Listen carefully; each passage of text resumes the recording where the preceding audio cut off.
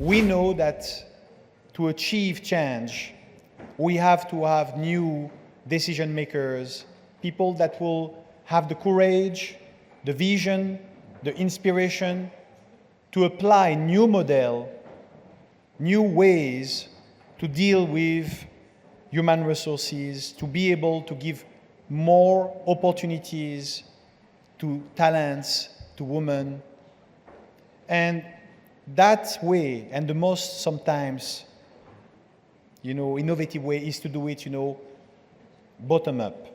So we had in the first session some major Forbes 500 companies that are applying it top down from the decision making by embracing new label, new model, but as well the aspect of entrepreneurship is to enable women to innovate from the beginning, or men to innovate from the beginning by involving more women. So this is the way of how we can make the change from a bottom-up aspect, from a top-down aspect. So enable me to call on stage the general manager of the Phoenicia Malta, who for the second year is hosting us and being a partner with us. Under your applause, Robyn Pratt.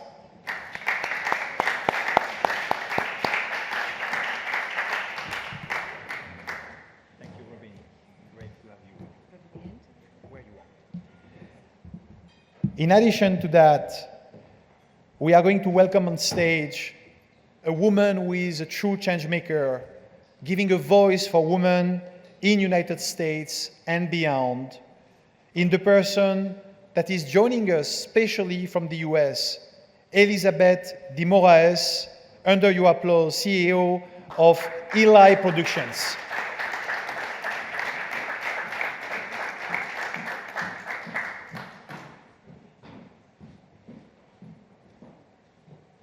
Thank you, dear. Thank you very much. Thank you. Like everyone see, we are blessed by unbelievable flowers and decoration during this CGF Women Summit. This is possible because of a partnership and our sponsors. And she's a great woman entrepreneur doing a lot of good, very spiritual. I would like to call on stage, under your applause, Cristina Madriaga.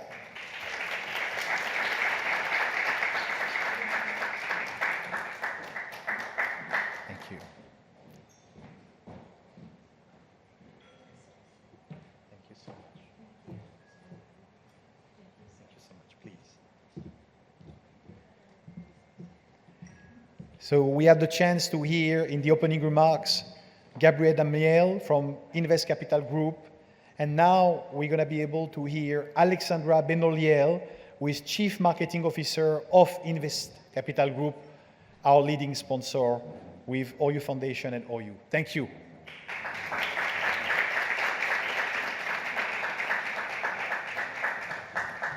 Thank you, Alexandra.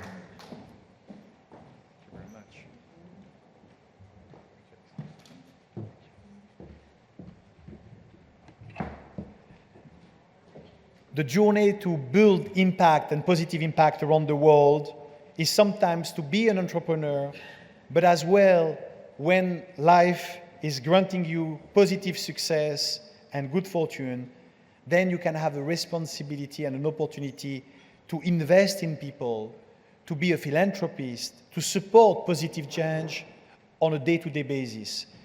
So I would like, under your applause, to welcome a woman that is an investor, an entrepreneur, and a philanthropist that is flying directly from Singapore, making us the great pleasure to connect Latin America, USA, Europe, and as well Asia, in the person of Mamta Shahani.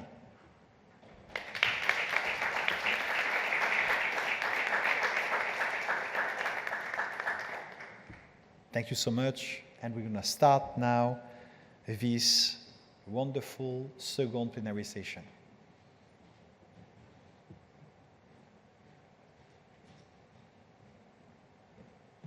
Thank you so much, please.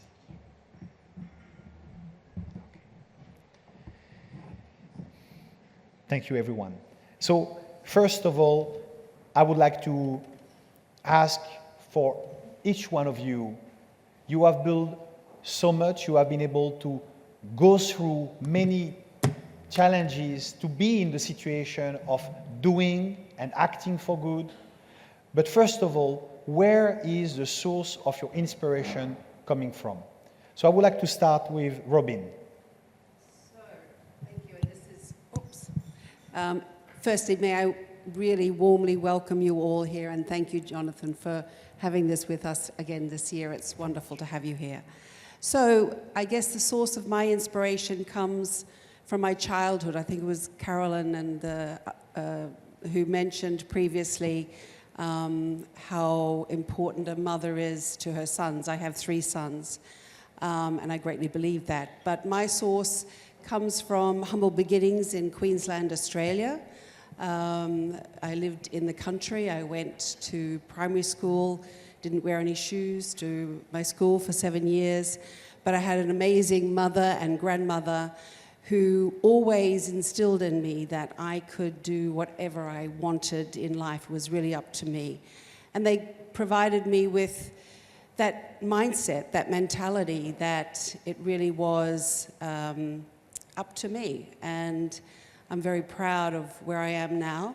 Unfortunately, my mother didn't live a long life, but through my grandmother, who lived a very fine life and did so much for the countrywomen of Australia, has instilled in me this purpose to be the best I can be, but also to help people to be the best they can be. So I think that is what my source of energy is. Thank you, Robyn. Thank you very much. Hello, hello. Thank you. First of all, the inspiration that I'm gaining from all of you is what's driving me this morning. Your courage, your stories, your presence here is so inspiring. So thank you for that. And thank you so much, Jonathan, for having us here. Thank you. Like you, my beginning was very humble as well. I was a very, very shy little girl. And I wanted so much to connect with people, to communicate in ways that would make change happen. But I was so scared to speak. And so I fell in love with dance. It was a way for me to really be present, make an impact, and connect. And now, fast forward many years, I teach speaking. I teach how to communicate effectively, how to captivate your audience. And the reason why I do that, and what inspires me so much, is that I know how devastatingly scary it can be to open your mouth, to speak, to communicate your thoughts, your opinions. And I have figured out ways in terms of how to unlock that for you. And that's what inspires me, to see the transformation that occurs in people when they come to me and they're very shy and quiet, and their body language is very small. And when I see them transform into who they're supposed to be and who they're called to be, it's out of this world. So that's what inspires me. Thank you so much, and I love the image of blossoming. You know, this is a beautiful image that you are sharing with us. Cristina, please. Good morning, everyone.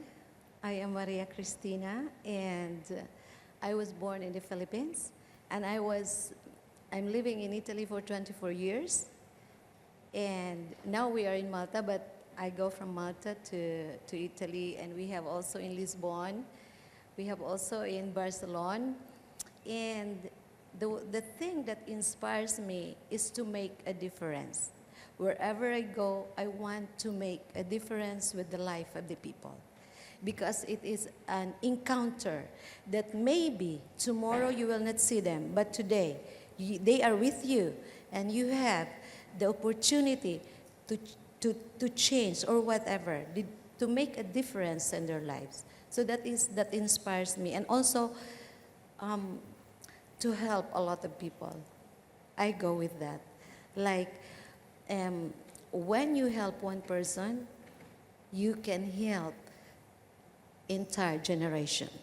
Because if you help like a father, like I am, we are a manpower agency, and we are 10 years in Malta. So if you bring one father, and he will going to support the kids to go to a good school, and then they will become an attorney and doctors one day, and you are changing not only the father, the family, but the whole generations of this family. And this is why I am here with Sir Jeff, and I thank you, Jonathan, for inviting me here and releasing the intentions of my heart to help and make a difference wherever I go. This is my... Thank you so much. Thank you. You're welcome. Thank you. Thank you, Maria Cristina. Alexandra. Hi, everybody. So my source of inspiration is definitely my father. I'm sure many of you met him, the CEO of Invest Capital Group. He, from a young age, he taught us to be resilient, hardworking, transparent. And as we moved from France to Belgium to the USA, I always saw him creating. And that's something that I love personally, from my studies to what I do today. I saw him in Belgium as he developed apartments, and in the USA, schools, and also as well properties, and always giving back to the communities in a way, because he was answering a need and a demand that was not being answered, or that is needed in those areas, in those specific markets that he was in. So I always saw everything grow and develop. And today, I'm so happy to learn next to him and to see him and to be in the inside and be part of it. So he's definitely my source of inspiration, and I learn every day. Thank you. Thank you. Mamta. Hello, everyone. Good morning. I guess the biggest inspiration and the person I aspire to the most are my parents. I grew up in India in a very small family. I come from a small Sindhi community, which has somehow traveled the world and reached everywhere because of their hard work, their perseverance. We lost our home in Pakistan, or my family did, and we had to move to India, work really hard, not be afraid to fall. And those qualities were instilled in my parents, who then brought it forward to me. So I think my biggest inspiration has been them. What they taught me the most was education is the most important thing in your life. You can lose everything else, but you will not lose your education. So if you have that and perseverance, you can fall and get up whenever you want, and you can move forward. And my entire family has been through that over and over again. Me as well. I made certain bad decisions in life, which made me fall, but decided that, yes, the decisions were made, you need to brush yourself off and move forward. And I think if I didn't have my mother and my father to teach those qualities to me, I would not be where I am. And on top of that, I think my mother is a very giving person and has always taught me to bring other people along as you rise. So for me, that has been a transition from just working for myself and getting to a place where I wanted to be, to now saying it's time to give back to community. And that's the next stage for me. Thank you. Thank you, Mamta. Thank you so much. Thank you. Mamta, we can continue with you and then move along. It's like, we know when we try to do things, of course, we have many obstacles that arise. And many women that are listening to us here and on social media, on the live stream, many of them sometimes even ask us, they are on the verge of moving and becoming an entrepreneur, but they need to know from experienced people what are the type of challenges that might arise and how to overcome them. So could you share with us your experimentation of that? What were those obstacles and how you overcame them, and your recommendation for women entrepreneurs? To me, it's learning. none of us should believe that we know everything in life, because we don't. And if you do not, and if you are not willing to ask questions, specific questions of people who will help you get the answers, then you will never be able to move forward. It's an impossibility. The other thing that's really important is that in your journey as an entrepreneur, I think, as Ernestine said earlier in the previous session, media has somehow told us women that we're supposed to do everything and be able to do everything in the 24 hours that we have in the day. So we can't sleep. You know, we have to cook, we have to clean, we have to look glamorous, we have to earn the money and take care of the children.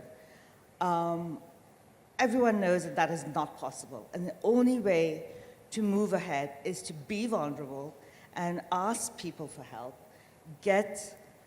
Create your village. I mean, I wouldn't be there unless I had my friends, my families. I come from Asia, so quite lucky in the sense that we still believe in not a nuclear family, but families who live together with grandparents, and we support each other.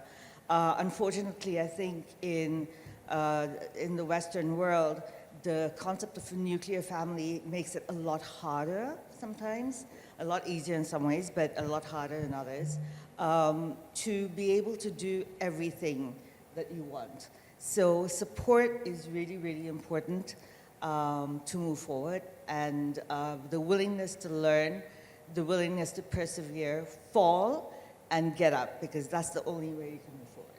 Thank you. Thank you so much, Mamta. Alexandra.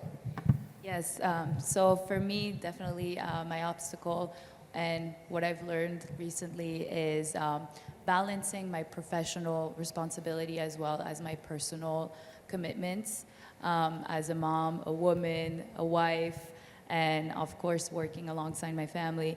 It's hard sometimes to balance and to understand how, like you said, how in those 24 hours you can do it all. And I think in the recent years I've learned that, especially, I forgot to mention, working on a worldwide level is a little hard because you have people emailing you in the middle of the night needing answers, and I like to answer right away, so whether it's when everybody goes to sleep and I have to answer, it's continuous. And so learning to balance everything out, and it was very tough in the beginning, and now I've learned to delegate. Now that I delegate and I have the right task to the right people, I'm able to give more time to everything, and that was very important to have. Thank you. Thank you very much. Now, Cristina. Allora, in facing obstacles, I have to thank my dad and my mom. Why? Because they have given me the foundation of trusting God. It's in every obstacles that I have, even from my childhood up to now, I pray first. I pray. I'm sorry, but I have to tell you that that is in my heart. I pray, and I tell him, I tell the heavens about everything, because the heavens knows what is happening. And from my experience, okay, I learn how to listen first. Sometimes when we face problem, we just want to have the solution at that moment. No, we cannot do that. We have to, first we need to relax, contemplate, pray, and then the answer will be there. Maybe the answer will not be on that time, on that night, but you will have the answer. This is the foundation that I have. So in every obstacles, you know that I came from I am a color. I have the color, you know, I'm not a white, but from Asia to Europe, it's not that easy. But because I have that foundation in me, that I am same as them. I am same. We don't have a race. I am a man, but I have a womb. I am a woman, so I am a woman. I am the same as a man. So I put up myself like that. The man doesn't have the womb, as we have the womb as women. We are the carriers of life.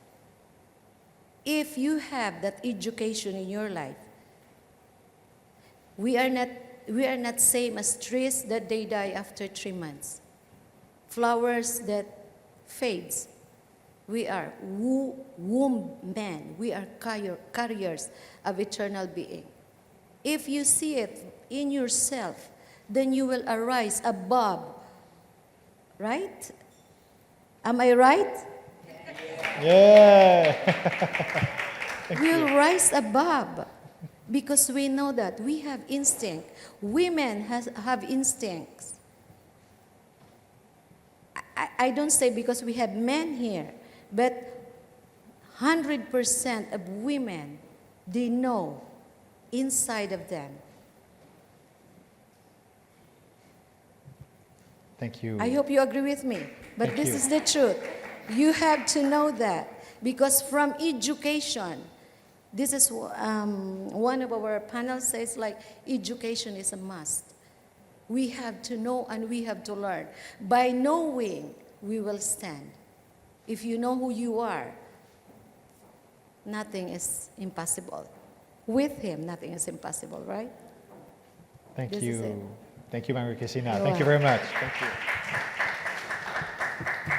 First and foremost, it's important to know as an entrepreneur that there will be challenges that come our way. So many times when we come up with an idea for a product or a service, or we step into our gifting, and we're so excited to put it out into the world, and we think everyone is going to answer. We put together our website, and we think business is going to start, and then it doesn't.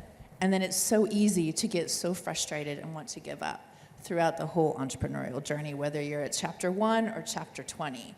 And so it's super important to understand that. Just accept that and know that you will have the ups and the downs. In terms of challenges that I have experienced, things from messaging, branding messaging falling flat, launches that yield no results, to the pandemic happening. How do we transition? How do we pivot in terms of the business? And by the way, that pandemic year was the best year of our company because we did pivot so well. To my husband being laid off from corporate and bringing him into the business, figuring out how can we expand that. So there have been challenges with that, but at the same time, some beautiful things that have come from that as well. And what I would say, my biggest challenge is my mindset. So like Caroline, she said, they talked about mindset. From me wondering, am I enough? And so see if any of these things resonate with you. Am I enough? Do I know enough? Am I worthy enough? And I'm not sure, at least in the States, we have the term imposter syndrome. Do you all use that in other places? Okay, so experiencing imposter syndrome, perfectionism, and all of those things have really gotten in my way. I am the one consistent common denominator of everything. And let me tell you a story real quick, and see if you see yourself in this. And it's a story of sitting in the wrong chair, whether sitting in this chair or sitting in the audience. I was part of a series of events or of conferences for women, and I was supposed to speak in the second conference. The first one was the inaugural one. I hosted the VIP cocktail hour. I was very present in that event, and one of the panelists didn't show up. I was supposed to speak. I was already vetted to speak in the next event, but one of them didn't show up. But instead of saying, oh, I'll step in, I instantly said, oh, there's someone who is the campaign manager of one of the presidential candidates from 2016. There's another world-class designer, another world-class restaurateur. What am I doing thinking that I could be up on that stage? What if I get up on that stage and have nothing to say? And so, do you all resonate with that? Does that happen to you, right? You don't think, oh, I don't belong there. So instead of saying that, I sat in the back in a dark theater, crying my eyes out, knowing that I had self-betrayed. And I knew in that moment, I'm never going to let that happen again. And so through a lot of personal development, healing, working through what are those thoughts that are coming through? Are they really my truth? No, they're not my truth. And then getting curious. What is the truth? What happens when that, in a sense, unicorn opportunity comes up? The message that I got from your team, would you like to participate? Let me get curious. Instead of saying, oh, no, there's no way I could do that. I got curious. What do I need to do to make that happen or to help it happen? What do I need to shift? How do I need to show up? And that has been a game changer for me. And so I really invite you to, if your mindset is impacting your business, get curious, heal, question. Thank you. Thank you very much. Thank you. Wow. So following all of those wonderful comments, it's a little bit, I think, like a wrap-up, to be honest, because I agree with everything you've said. When you first asked the question, I was thinking, it's up to me, don't let the environment be my looking glass, effective listening, all of those. But maybe if I tell you a story from my background and what really was a major impact for me,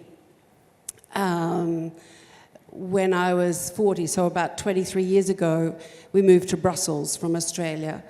And not long after, I had a need to have a medical operation, which I didn't think was going to be such a difficult thing. And up until then, I had been quite successful as a general manager. I'd always wanted to write a book because I had done quite a lot. And from where I'd been, I felt that I had a story to tell. But that imposter syndrome, well, who are you to write a book? No one's going to read a book by you. And as a result of this operation, which was quite a lot longer, it was around 7 hours, I had a major allergic reaction to the chemical in the anesthesia. And so I lost my memory. Wow. And I didn't know my husband or my children. And that's a whole other story. But I had just learned how to be a Six Sigma black belt. I'd learned all these things, and I was a complete blank page. And the doctor said, look, you may get your memory back, you may not, depends on how long the chemical takes to leave your body, which I learned a lot about, how these things can stay for a long time.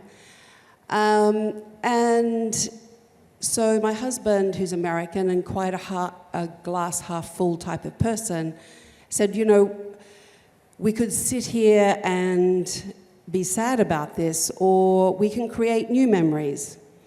And this was a situation where today I'd be talking to you, giving Jonathan a kiss, and tomorrow I would be looking at you blankly saying, who are you? And so we had a lot of funny times then. But what I learned, and what many of you have talked about, is how we deal with our challenges. I found myself, not because I didn't really know, I was this blank page, wanting to write. And what I learned from that is, and I'm living testament to it, of how our mind holds us back. Our past becomes our present. And as entrepreneurs, and I've also run my own business, I've really tried to maintain and that lesson that I learned, I incorporate that in when I'm talking to people, when I'm coaching people, that it is up to you first. We so often, especially as an entrepreneur, when things don't go right, we're looking at all of the things that have impacted, and instead of looking inside, okay, what can I do to change this situation? How can I change my thinking? How can I listen more to what people are saying? Because so often we hear these messages, but we listen from our past. And when I was that blank page, oh my goodness, the listening, when I read, it was, obviously when I had my memory back and I could compare how much more I learned or read in one page than before when I was reading or listening from my past of here's Robyn from this little place in Queensland who would want to know about her? Because I didn't even know who I was. In fact, it was those funny times. My husband didn't know what to do, and he's a bit of a joker, but when I was in hospital, he said, your name's Monica Lewinsky and I'm Bill Clinton. And I'm like, oh, okay. But, you know, like, and he said, oh my goodness, you really do not know what's going on. But we had some funny moments, but we created those. And I think as sort of a wrap up to what the ladies, these wonderful business people have talked about, it is up to you. Whether it's gaining the education, whether it's listening, whether it's believing in yourself, whether it's really knowing how much intuition counts, whether it's men or women, it really is up to you. Thank you. Thank you so much. Thank you. And because I know, because we had our wedding, you know, in the Phoenicia, and I had the pleasure to meet your husband, I can tell you that I understand, you see, how you have been able to overcome that, because he's so good-hearted and fun, you know. So I think, you know, a little bit of fun as well helps. Thank you so much. Thank you. It would be nice to have, you know, from each of you a little, because you are entrepreneurs, investors, contributor, just a quick update on your current endeavor, the current project, the current actions that you are doing. So, Robyn, maybe you can start.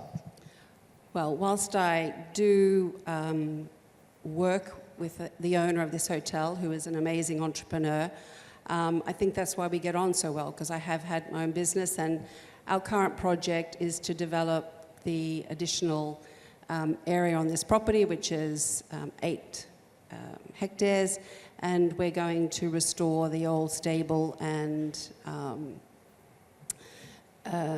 coach house and create more of a wellness feel, lots of gardens, and all done really in keeping into mind the amazing history of this beautiful property, so 76 years of history, and really creating even more ways to celebrate the heritage of this site. Thank you. Thank you. I'm now more motivated than ever to help make this world a better place. We are in a huge transition right now. We were just speaking about that, Henri. And it's important that our voices are heard to make that positive change. And so 3 things that I'm working on right now is, one, I've been speaking all throughout the United States. I speak globally, virtually, but what I really want to do, and today starts that, is I want to start speaking internationally in person, not just virtually. So that's one thing, to help inspire people to step into their purpose and into their gifts, and to open and unleash their voice. Another aspect is to, that I work on, and what I'm really wanting to step into even more, is also globally train speakers to speak more effectively and to connect, whether that is someone who wants to add speaking to their current business so that they can expand their brand, and also to those who are in leadership positions, how do they speak more effectively? Because we can so often be very successful in business, but when you are then put in front of your audience, of your workforce, or outside of the company, you fall flat. And so I'm very motivated to help that. I also have a show that I'm producing called Dare to Unleash with Elizabeth de Moraes, and it's about telling stories of people who have overcome those mental obstacles that have kept them small, and what they are now doing, and how they are inspiring the world by finally stepping into their power, into their gifts. So those are 3 things. Thank you. Thank you very much. Thank you. Mayor Cristina. I have a lot in my heart. I have a lot. We're going to continue the Catherine Luxury Flowers. It's a new innovation. It's about, it's silk flowers, so I will continue it in Malta. Okay, and we will have, by God's grace, we are going to open a lot of manpower.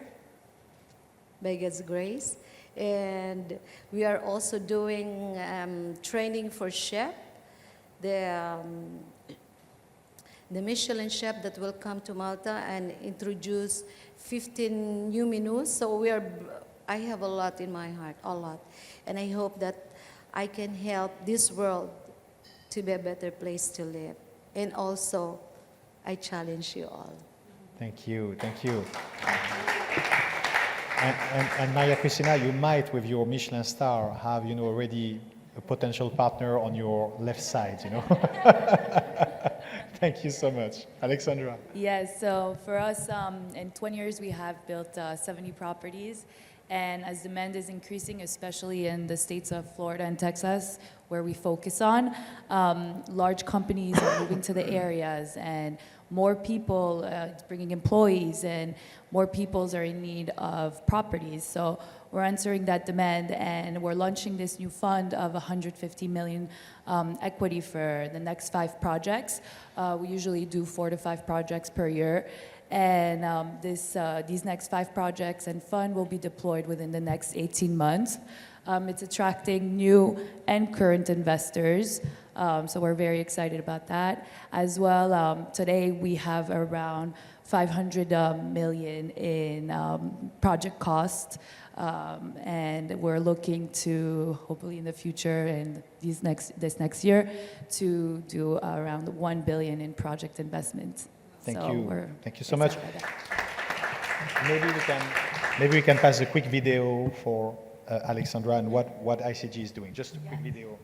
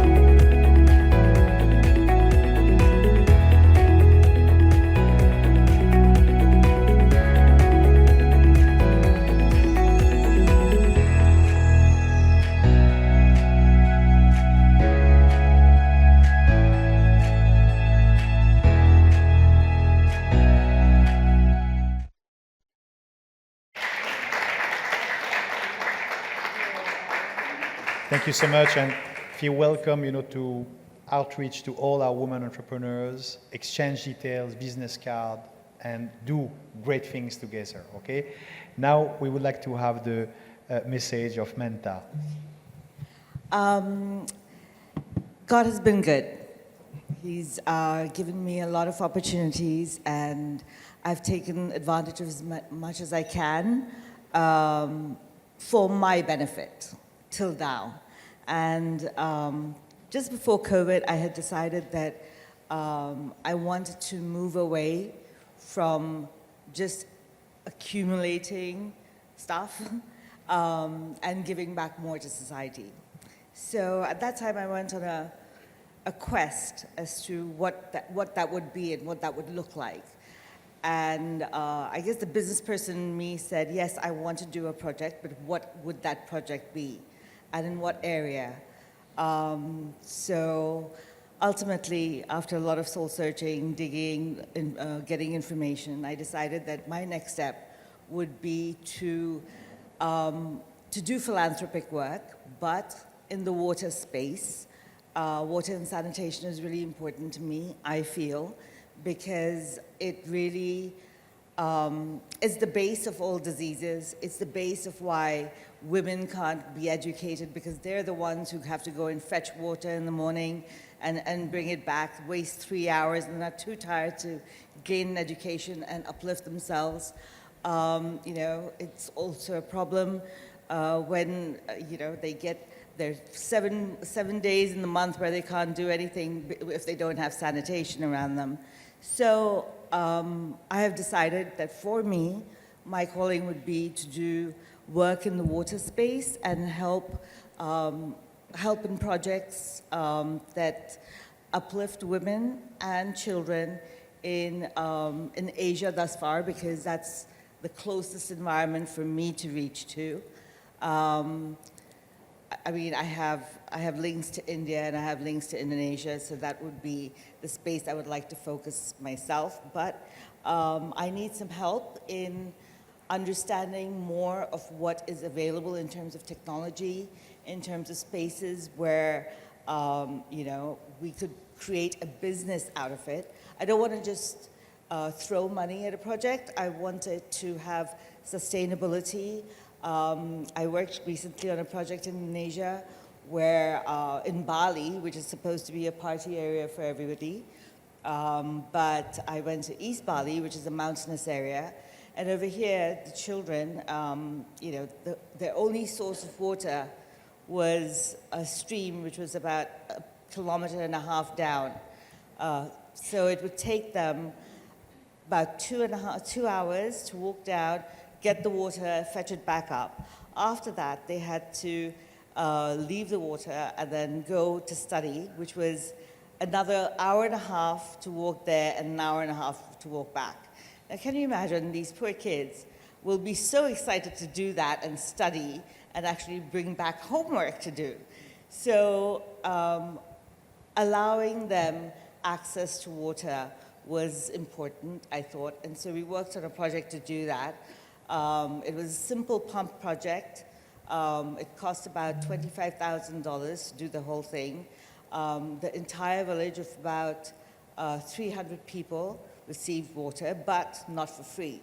They had to, whatever they used, they had to pay to the community, who then built community centers, built a library, gave, for younger children, built a creche, and helped with education. So a process that is more sustainable, allows growth to the community, and anything in the water space that can do that and is sustainable is what I'm looking to do forward.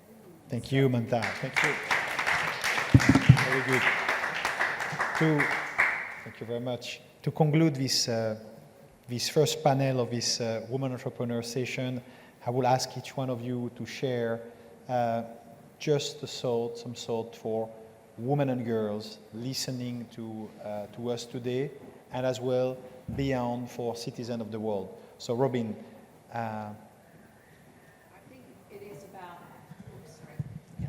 I think it is, what comes to me is truly believing in yourself. And if you don't have that village around you, like some women are fortunate to have their families around you, some like me who are on other sides of the world do not, but it really is important to build the right support system and be willing to admit that you need that support system to support your family and yourself in being the success that you need to be.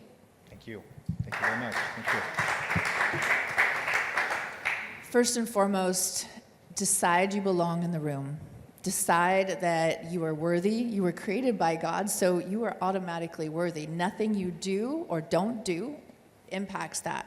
So wherever you go, decide, wherever you have been asked to be a part of or where you're feeling drawn to be a part of, you belong in the room. Those of us who are up here, we belong here. You in this room who are going to be speakers up here later, you belong here. And so many times we can be so fearful. I'm sure some of you even were fearful to walk into this room today, maybe a little nervous. So you belong, and you have to make that decision that you know that. Secondly, step into your gifts.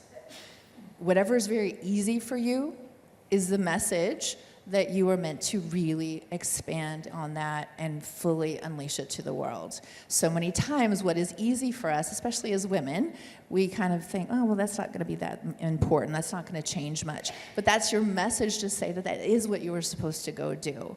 So for example, last night, we had so many people coming to sing. Our photographer, where are you? She just belted out the most beautiful song. But she hadn't been, I think she hadn't been doing it for 10 years or so, right?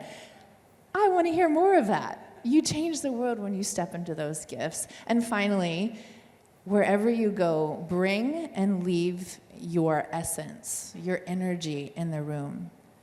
leave it as if you just sprayed perfume and you left the room, but you've left your essence, your presence there, because it will make an impact. And not so much for women and children, or for girls, but I do want to conclude my part that please, I want to meet each and every one of you, and please think about what type of person you would like me to connect you with.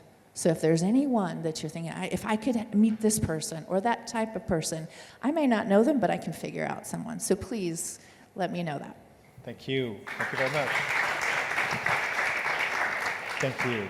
To all the women of the world and to all people that is here, you are a woman of worth. You are a woman of worth, and don't be afraid to risk.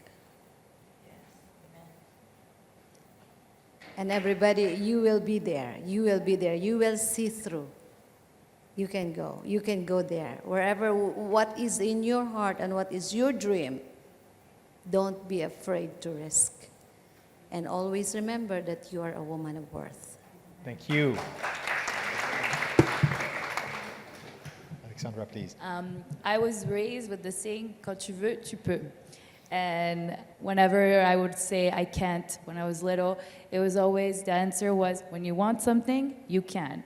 And that's something I use every day in my head, and it's in the back of my head. And whenever I think I can't, it's in my head. And to have a no-limit mindset is very important, as well as a positive thinking, and to never give up. Yeah. Thank you, Alexandra. Thank you very much. Mamta. I think one of the biggest things, especially in the way the world is now, is that change is constant. And if you're not willing to accept that, you will stagnate. Whether you're a man or a woman, doesn't matter. Change is constant, accept it, be willing to learn, and learn from others. So you need to create your village in order to learn. Now, it can be your family, it can be your friends, it can be us around here, but build a support network and move forward together. And I think that really does apply to men and women, not only women. So, yeah. Mamta, thank you so much. Thank you. Thank you, everyone. Under your applause, I will ask all the speakers to stand for a picture. Thank you.